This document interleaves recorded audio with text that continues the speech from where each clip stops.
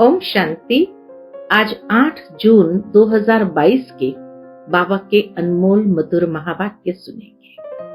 और आज की मुरली में बाबा कहे, बच्चे तुम्हें पक्का निश्चय होना चाहिए कि सतयुग त्रेता में हम ही पावन थे, द्वापर कलयुग में हम पतित बने, अब फिर से हमें पावन बनना है। तो माया किसी भी रूप से हार खिला नहीं सकती।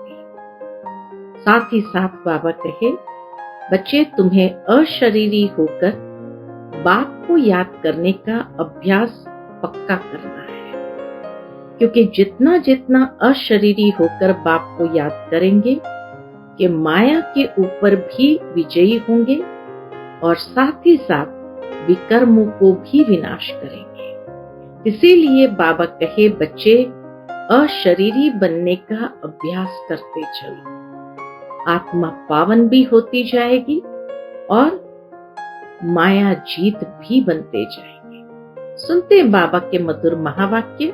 ओम शांति। मीठे बच्चे, विकर्मों से बचने के लिए घड़ी घड़ी अशरीरी बनने की प्रैक्टिस करो। यह प्रैक्टिस ही माया जीत बनाएगी। स्थायी योग जुटा रहेगा। आज की मुरली से प्रश्न है, कौन सा निश्चय यदि पक्का हो तो योग टूट नहीं सकता? उत्तर है, सतयुग त्रेता में हम पावन थे, द्वापर कलयुग में पतित बने, अब फिर हमें पावन बनना है। यह निश्चय पक्का हो तो योग टूट नहीं सकता, माया हार खिला नहीं सकती। आज की मुरली से पहले गीत है, जो पिया के साथ है उनके लिए बरसात है। ओम शांति। मीठे मीठे बच्चे इस गीत का अर्थ समझ गए। उस बरसात की तो बात नहीं है, वह जो सागर व नदियां हैं उनकी बात नहीं है। यह है ज्ञान सागर। वह आकर ज्ञान बरसात बरसाते हैं तो अज्ञान अंधियारा दूर हो जाता है। ये कौन समझते हैं? ज्ञान सागर बाप हम बच्चों को समझाते हैं, लेकिन यह कौन समझते हैं? जो अपने को प्रजापिता ब्रह्मा कुमार कुमारी समझते हैं। बच्चे जानते हैं हमारा बाप शिव है, वह हो गया हम सब बीके का दादा, सो भी निराकार। जबकि तुम निश्चय करते हो हम प्रजापिता ब्रह्मा कुमार कुमारियां हैं, तो फिर यह भूलने की बात ही नहीं है। सभी बच्चे पिया के साथ हैं। ऐसे नहीं कि सिर्फ तुम हो, मुरली तो सब सुनेंगे। बच्चों के लिए ही ज्ञान बरसात है, जिस ज्ञान से घोर अंधियारे का विनाश हो जाता है। तुम जानते हो हम घोर अंधियारे में थे, अब रोशनी मिली है, तो सब जानते जा रहे हैं।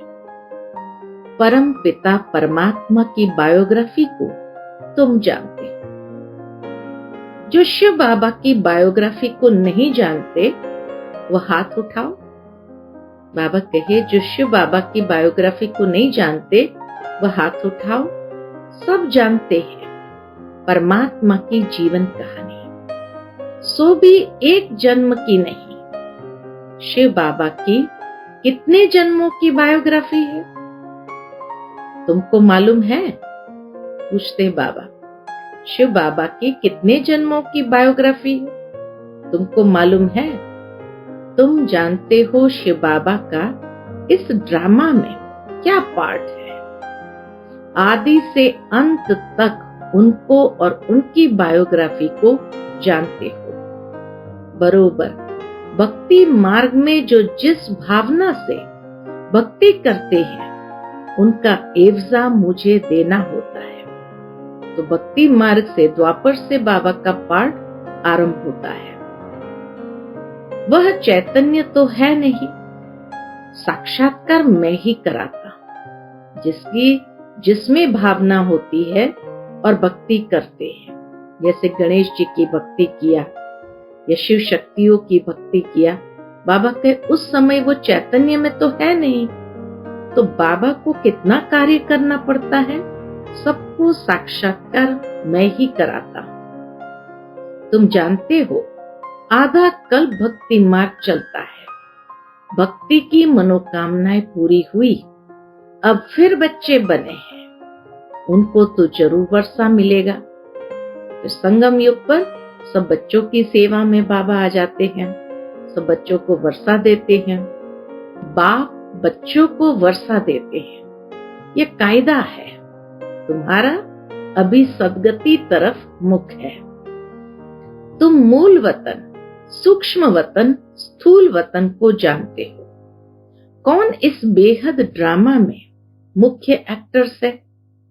क्रिएटर और फिर डायरेक्टर रचता है और करण करावनहार है।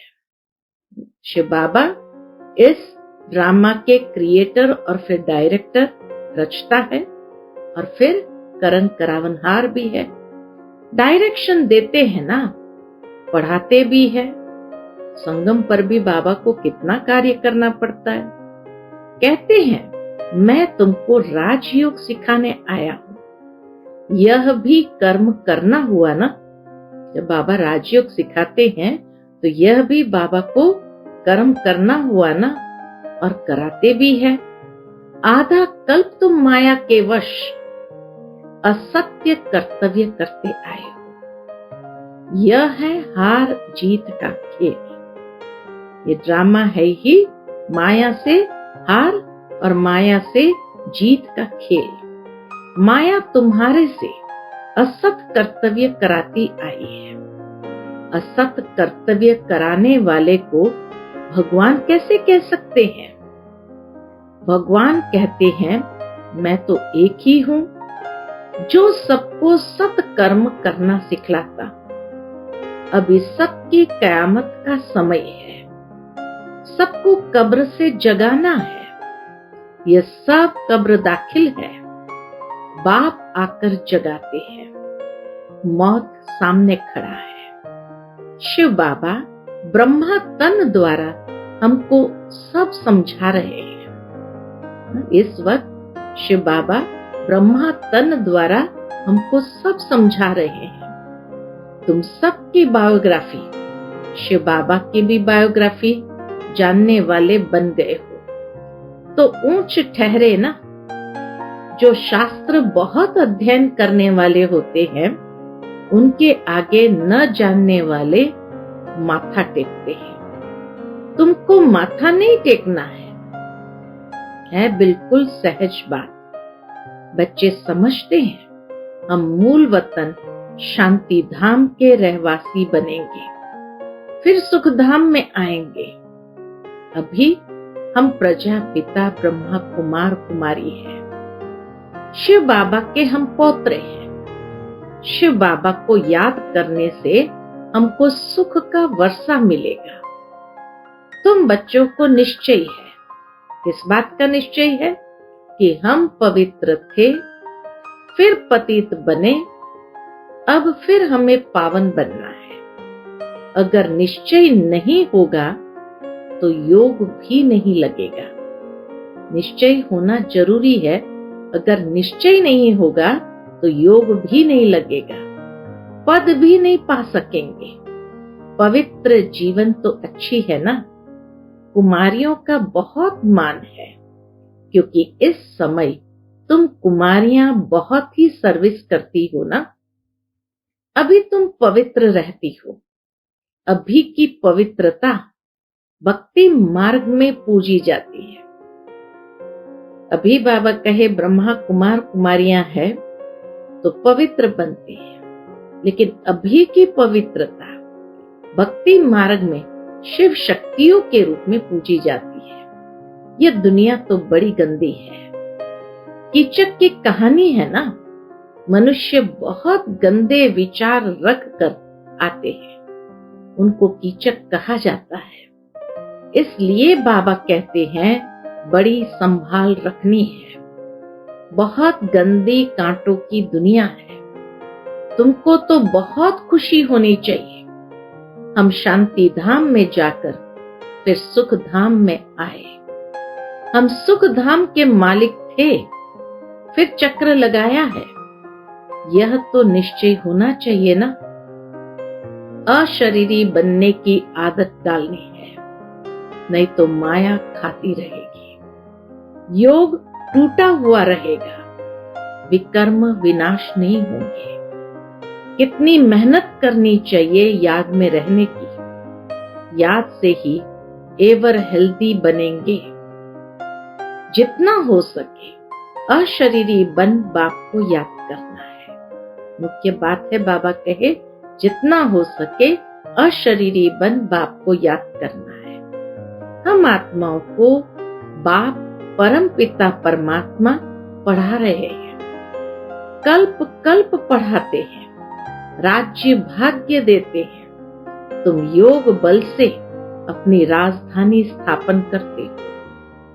राजा राज्य करते हैं, सेना राज्य के लिए लड़ती है। यहां तुम अपने लिए मेहनत करते हो, बाप के लिए नहीं। यहां जो हम लड़ाई लड़ रहे हैं माया के साथ भी, वो भी अपने लिए, बाप के लिए नहीं। मैं तो राज्य ही नहीं करता हूं। बाबा कहे मैं तो राज्य ही नहीं करता हूं। मैं तुमको राज्य दिलाने लिए युक्तियां बताता हूं। तुम सब वानप्रस्थी हो, सबका मौत है। छोटे बड़े का कोई हिसाब नहीं। ऐसे नहीं समझना छोटा बच्चा होगा तो उनको बाप का वर्षा मिलेगा। ये दुनिया ही नहीं रहेगी जो पा सके। मनुष्य तो घोर अंधियारे में है। खूब पैसा कमाने की इच्छा रखते हैं। समझते हैं हमारे पुत्र पौत्रे खाएंगे, परंतु यह कामना किसी की पूर्ण नहीं होगी। यह सब मिट्टी में मिल जाना है। यह दुनिया ही खत्म होनी है। एक ही बॉम्ब लगा तो क्या होगा? सब खत्म हो जाएंगे। निकालने वाला कोई नहीं। अभी तो सोने आदि की खानियां बिल्कुल खाली हो गई है। नई दुनिया में वह फिर सब भरतू हो जाएगी। वहां नई दुनिया में सब कुछ नया मिल जाएगा। अभी ड्रामा का चक्र पूरा होता है, फिर शुरू होगा। रोशनी आ गई है। गाते हैं ज्ञान सूर्य प्रज्ञा, अज्ञान अंधेर विनाश। उस सूर्य की बात नहीं। मनुष्य सूर्य को पानी देते, समझते उस सूर्य की बात है कि ज्ञान सूर्य प्रज्ञा तो ज्ञान अंधेर विनाश। मनुष्य सूर्य को पानी देते हैं। अब सूर्य तो पानी पहुंचाता है सारी दुनिया को, उनको फिर पानी देते हैं। वंडर है। बाबा कहे उनको फिर पानी देते हैं, वंडर है। भक्ति का फिर कहते हैं सूर्य देवताय नमः, चांद देवताय नमः। वह फिर देवताएं कैसे होंगे? सूर्य को भी देवता बना दिया, चांद को भी देवता बना दिया। वह फिर देवताएं कैसे होंगे? यहाँ तो मनुष्य असुर से देवता बनते हैं, उनको देवता नहीं कह सकते। प्रकृति के 5 तत्वों को बाबा कहे देवता नहीं कह सकते। वह तो सूर्य चांद सितारे हैं। सूर्य का भी झंडा लगाते हैं। जापान में सूर्यवंशी कहते हैं। वास्तव में ज्ञान सूर्यवंशी तो सब है, परंतु नॉलेज नहीं है। अब कहां वह सूर्य, कहां यह ज्ञान सूर्य? यहां भी ये साइंस की इन्वेंशन निकालते हैं, फिर भी नतीजा क्या होता है? कुछ भी नहीं। विनाश को पाया की पाया। सेंसिबल जो होते हैं वह समझते हैं, इस साइंस से अपना ही विनाश करते हैं। उन्हों की है साइंस, तुम्हारी है साइलेंस। वह साइंस से विनाश करते हैं और तुम साइलेंस से स्वर्ग की स्थापना करते हो। अभी तो नर्क में सबका बेड़ा डूबा हुआ है। उस तरफ वह सेनाएं, इस तरफ तुम हो योग बल की सेना। तुम सैल्वेज करने वाले हो। कितनी तुम्हारे ऊपर रिस्पॉन्सिबिलिटी है। बाबा कहे संसार का बेड़ा जो डूबा हुआ है उन सबको सैल्वेज करने वाले हो, तो कितनी बड़ी रिस्पॉन्सिबिलिटी है। तो पूरा मददगार बनना चाहिए। यह पुरानी दुनिया खत्म हो जानी है। अभी तुम ड्रामा को समझ गए हो। अभी संगम का टाइम है। बाप बेड़ा पार करने आए हैं। तुम समझते हो राजधानी पूरी स्थापन हो जाएगी, फिर विनाश होगा। बीच बीच में रिहर्सल होती रहेगी। लड़ाइयां तो ढेर लगती रहती है। यह है ही छीछी दुनिया। तुम जानते हो बाबा हमको गुल दुनिया में ले चलते हैं। ये पुराना चोला उतारना है, फिर नया चोला पहनना है।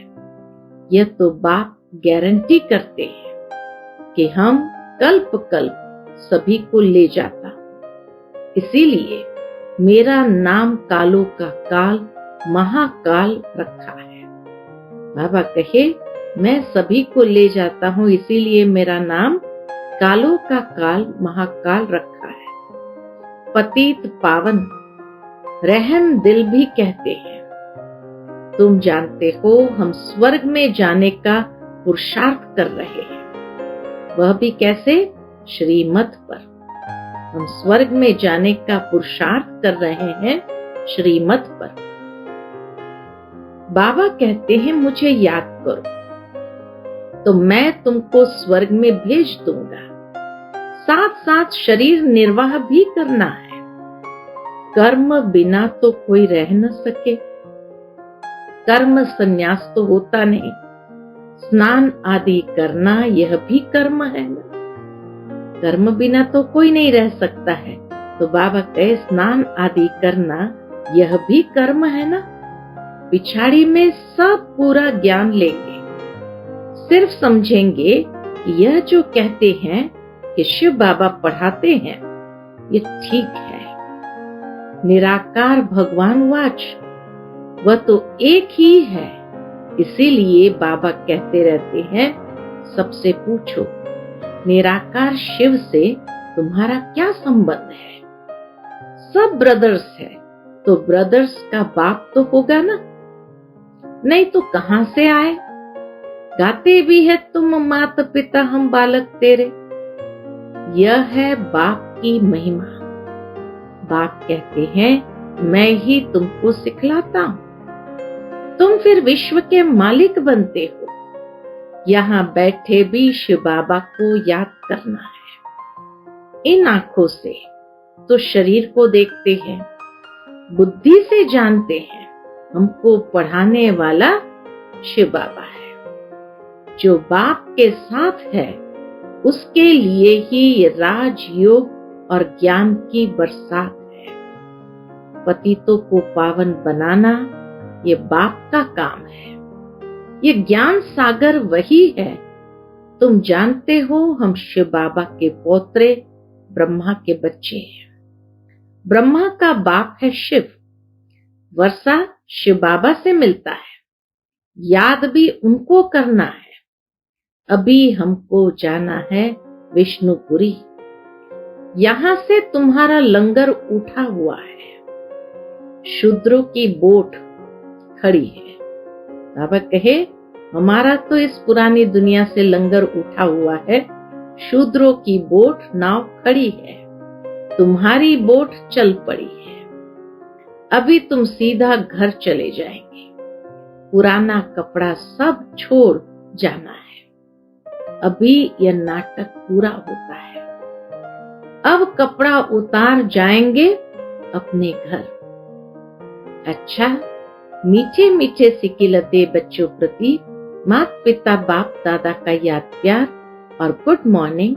रूहानी बाप की रूहानी बच्चों को नमस्ते।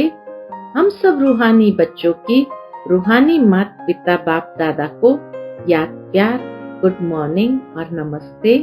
नमस्ते, शुक्रिया बाबा, शुक्रिया।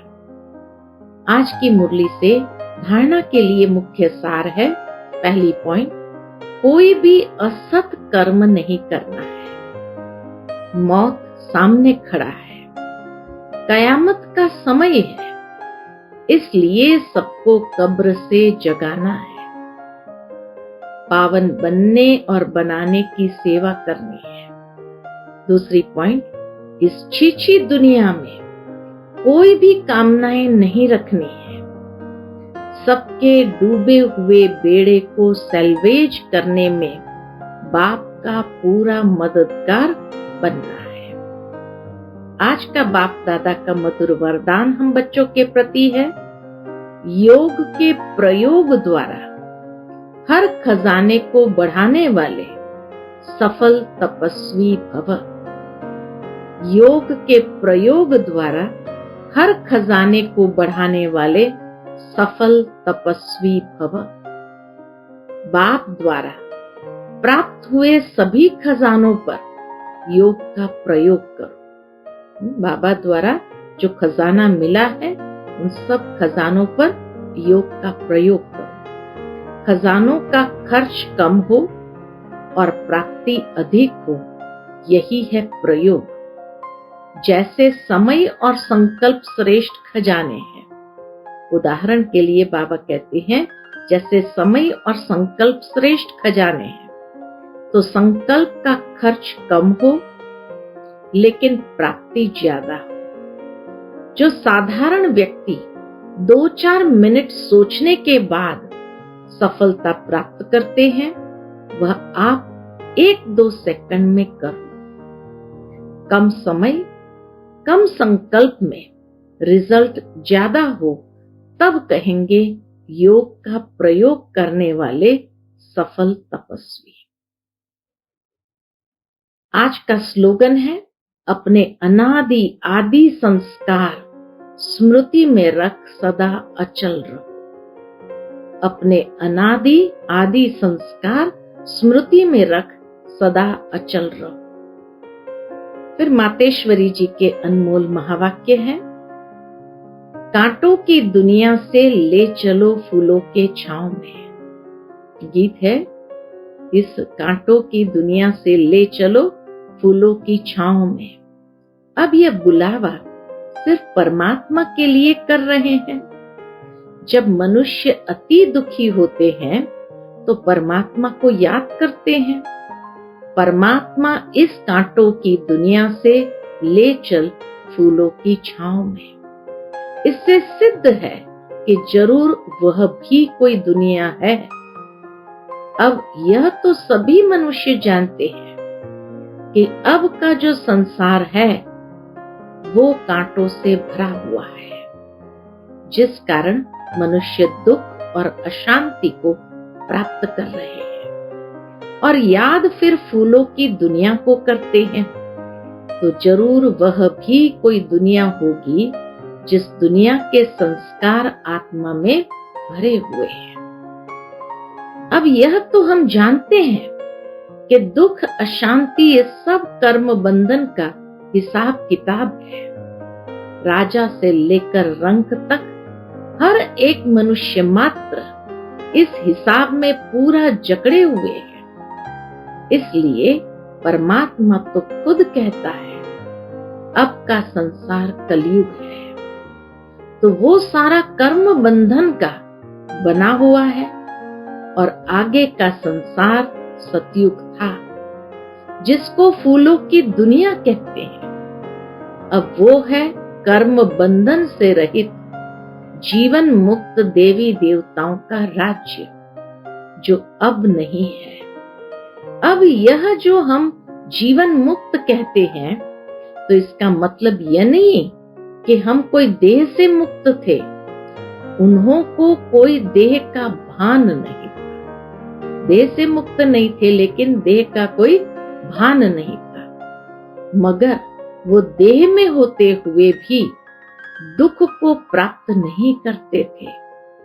गोया वहां कोई भी कर्म बंधन का मामला नहीं है। वो जीवन लेते, जीवन छोड़ते, आदि मध्य अंत सुख को प्राप्त करते थे।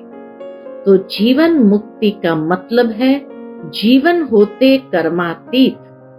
अब ये सारी दुनिया 5 विकारों में पूरी जकड़ी हुई है, मानो 5 विकारों का पूरा पूरा वास है। परंतु मनुष्य में इतनी ताकत नहीं है जो इन 5 भूतों को जीत सके। तब ही परमात्मा खुद आकर हमें 5 भूतों से छुड़ाते हैं और भविष्य प्रारब्ध देवी देवता पद प्राप्त कराते हैं। अच्छा, ओम शांति।